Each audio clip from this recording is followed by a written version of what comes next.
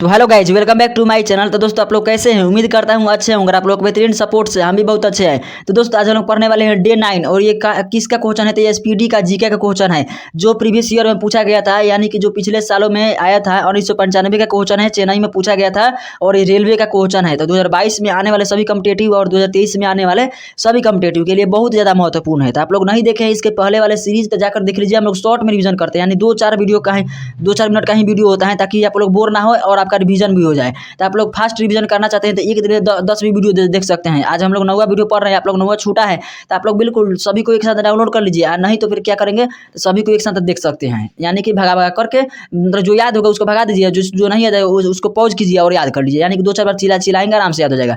चलिए पहला क्वेश्चन है, तो आज का हमारा पहला क्वेश्चन दिया गया है, सांची के स्तूप किसने बनवाया था? तो सांची के स्तूप को किसने बनवाया था? तो इसका सही उत्तर हो जाएगा अशोक ने। तो अशोक इसका सही उत्तर हो जाएगा। और अशोक किस वंश के थे? तो ये चंद्रगुप्त मौर्य के थे और मौर्य साम्राज्य के हैं। ये मतलब मौर्य साम्राज्य में से ये भी थे। तो चलिए आगे देखते हैं क्वेश्चन। और मौर्य वंश की स्थापना किसने की थी? तो चंद्रगुप्त मौर्य ने की थी मौर्य वंश की स्थापना। चलिए दोस्तों आगे देखते हैं क्वेश्चन। और मौर्य वंश का अंतिम शासक कौन था? तो बृहद्रथ था। आप लोग ध्यान रखिएगा, जो भी क्वेश्चन हमको याद आ रहा है एक्स्ट्रा में वो सब बता रहे हैं जो इंपॉर्टेंट है। ऐसे तो हमको बहुत सारा याद आ रहा है तो सभी हम बता देंगे नहीं, बिल्कुल दोस्तों नहीं, जो जो इंपॉर्टेंट होगा वही बताएंगे। अगला क्वेश्चन है 2 नंबर, गुलाम वंश के संस्थापक कौन था? तो गुलाम वंश का संस्थापक कौन था? तो कुतुबुद्दीन ऐबक था। तो इसका सही उत्तर क्या हो जाएगा? तो कुतुबुद्दीन ऐबक हो जाएगा। ये गुलाम वंश की स्थापना कब किए थे? तो ये किए थे सॉरी दोस्तों, 1206 ईस्वी में किए थे। और गुलाम वंश के ही रजिया सुल्तान थी। रजिया सुल्तान के बारे में क्वेश्चन कैसे बनता है? तो ये किसकी बेटी थी? तो ये क्वेश्चन बन गया। और दूसरा क्वेश्चन क्या बनता है कि यानी कि दिल्ली की प्रथम महिला शासिका कौन थी? तो 2 क्वेश्चन बनता है। तो एक किसकी बेटी थी? तो इल्तुतमिश की। और दूसरा क्वेश्चन बनता है कि दिल्ली की सबसे पहली सुल्तान कौन थी, महिला सुल्तान? तो ये थी रजिया सुल्तान। तो आप लोग 2 क्वेश्चन समझ लिए। चलिए आगे देखते हैं क्वेश्चन 3 नंबर। तो 3 नंबर क्वेश्चन में दोस्तों दिया गया है कि पूर्वी घाटी तथा पश्चिमी घाटी के मिलन स्थल का नाम क्या है? तो पूर्वी घाटी तथा पश्चिमी घाटी के मिलन स्थल का नाम नीलगिरी है। तो इसका सही उत्तर क्या हो जाएगा? नीलगिरी।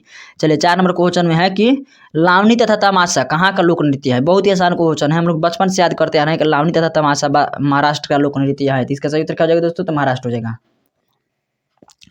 चलिए आगे क्वेश्चन है 5 नंबर। तो 5 नंबर क्वेश्चन में दिया गया है, थोड़ा सा इसमें एक्स्ट्रा फैक्ट क्या है, तो महाराष्ट्र का राजधानी कहाँ है? तो महाराष्ट्र की राजधानी जो है मुंबई है, आप लोग याद रख लीजिए।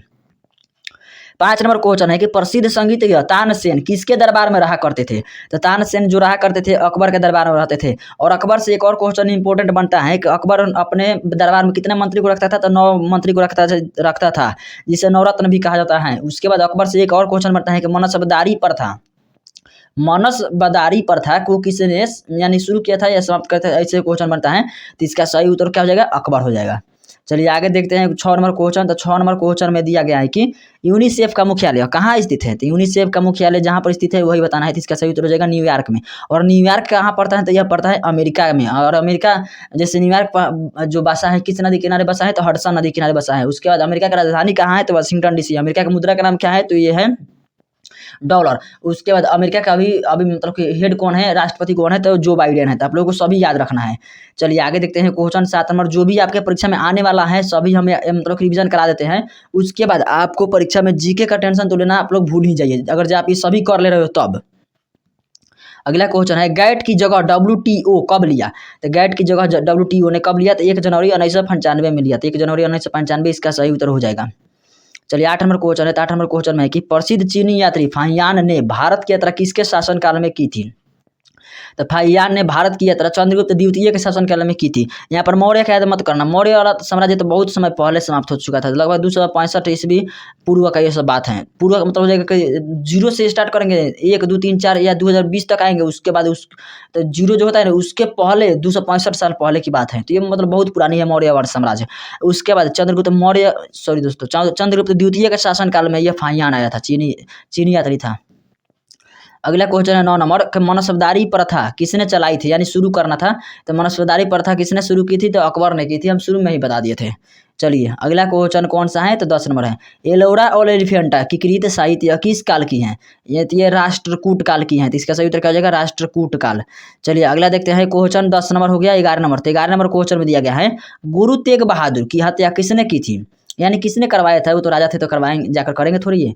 तो इसका सही उत्तर क्या हो जाएगा? तो औरंगजेब ने की थी गुरु तेग बहादुर जी की हत्या, यानी कि ये गुरु थे। 12 नंबर क्वेश्चन है और वो कहता क्यों कि तो वो बोल रहे थे ना गुरु तेग बहादुर को कि आप मुस्लिम धर्म को स्वीकार करो, और वो क्या कर रहे थे कि हम नहीं करेंगे तो नहीं करेंगे, चाहे मेरी जान चली जाए। तो क्या किए, औरंगजेब उसका जान ही ले लिए। चीन में, अगला क्वेश्चन है 12 नंबर, चीन में लाल क्रांति कब हुई थी? यानी लाल क्रांति कब हुई थी चीन में? तो 1949 में हुई थी, 1949 में हुई थी। तो इसका सही उत्तर हो जाएगा 1949। चलिए आगे देखते हैं क्वेश्चन 13 नंबर। तो महात्मा गांधी ने करो या मरो का नारा कब दिया था? यानी कब दिए थे महात्मा गांधी करो या मरो का नारा? तो इसका सही उत्तर क्या हो जाएगा? तो 1942 में दिए थे। या करो या मरो का मतलब कि देश आजाद होने वाला ही था, उसी समय दिए थे। चलिए 15 नंबर क्वेश्चन, सॉरी दोस्तों 14 नंबर क्वेश्चन है, चोल वंश किस सैनिक के लिए प्रसिद्ध था? तो चोल वंश में जो था ना, वो नौसेना बहुत ही ज्यादा ताकतवर था, और नौसेना जहाँ का ताकतवर होता है ना, वो देश थोड़ा सा ताकतवर माना जाता है। अभी ब्रिटेन जो है ना, ब्रिटेन का नौसेना बहुत ज्यादा ताकतवर है, तो इसीलिए उसको माना जाता है, लेकिन उसको छोड़ करके अमेरिका आगे निकल गया है। लेकिन सबसे पहले नौसेना किसका ताकतवर था देश में पूछा जाए तो वह था ब्रिटेन का। ब्रिटेन ने ही सबसे पहले रेल चलाया था, उसके बाद पनडुब्बी बनाया था, मतलब सब कुछ ब्रिटेन ने ही किया। उसके बाद यहाँ पर अभी सबसे ज़्यादा मतलब एयरक्राफ्ट कहाँ पर है? तो अभी तो यहाँ पर है, अमेरिका में है। अमेरिका में सबसे ज़्यादा, जैसे कि हम लोग के पास विक्रांत है ना, जो समुद्र में हम लोग को उतारना होगा अगर जो एरोप्लेन, तो उतार सकते हैं। तो हमारे पास कितना है? 2 हैं, और अमेरिका में कितना है? 11 हैं। तो देख सकते हैं आप लोग कितना आगे हैं वो। चलिए 15 नंबर क्वेश्चन है कि विश्व का सबसे छोटा देश का नाम क्या है? तो विश्व के सबसे छोटा देश का नाम है वेटिकन सिटी। तो इसका सही उत्तर क्या हो जाएगा दोस्तों? तो वेटिकन सिटी।